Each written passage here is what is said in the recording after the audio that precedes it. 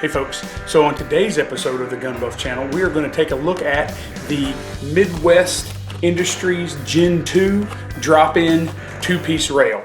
Now this rail system comes incredibly highly recommended. Lots of people really talk favorably about it online. So I'm going to take it out of the package, I'm going to slap it on my Daniel Defense, we're going to take a look at it, I'm going to give you my first impressions. The goal here, by the way, is I'm trying to take this Daniel Defense, which is really just a plain Jane M4, and I am going to try to make it look like a military issue weapon at the beginning of the War on Terror, so early 2000s, mid 2000s. I would love to find a night armaments CAC rail, which was what the military issued, but you can't find them anymore. I'm kicking myself because they used to be pretty cheap and they used to be everywhere, and I thought, well, I'll just buy one later, and later came and they're not available. I'm sure they're out there, but I haven't been able to find them. So I went with the next best thing. There's a few differences, but for the most part, I think this is going to look very similar to what I want it to look like, and it'll be super functional. So stand by. I'm going to get this out of the package. I'm going to put it on the rifle, and we'll talk about what I think about it. Well, here it is. So I gotta say, it changes the whole look of this rifle. Gives it that military look that I'm looking for. And the best part is, it's stupid light, but also, listen, I can run my hand along it and I don't feel like I'm gonna rip my flesh off.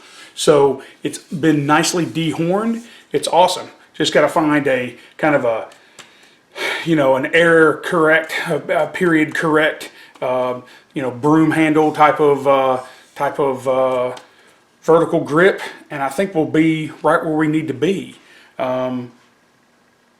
Yeah, very cool. Yeah, I dig it. I very much dig it. That is awesome. That's well worth the money. It looks good. It feels good. It's not gonna rip your hand off. That's awesome. Now, it has no heat shield, so we'll have to take it to the range and we'll have to see whether it you know, burns your hands or not. But there's so many ventilation points here that I don't really think it's going to heat up. Certainly not on a semi-automatic weapon. So I think it gives me the look at the price that I wanted. And it was certainly available where the Knight's Armament CAC rail was not. So I like it, and it's nicely done where it connects to the flat top receiver. That's very, very nicely done. So I forgot to mention that one of the biggest differences between the Knight Armament military issue rails and this Midwest Industry rail is that you have these swivel points. So you have 4 of them total, 2 on each side, forward and aft, and they're great for attaching a quick release QD sling point, and they just work really, really well. So that's a nice improvement over the military piece at the time. So it's not 100% correct, but it's pretty close, and it's a really nice, very functional update. All right, awesome. And by the way, these stupid things, they work. They're cheap.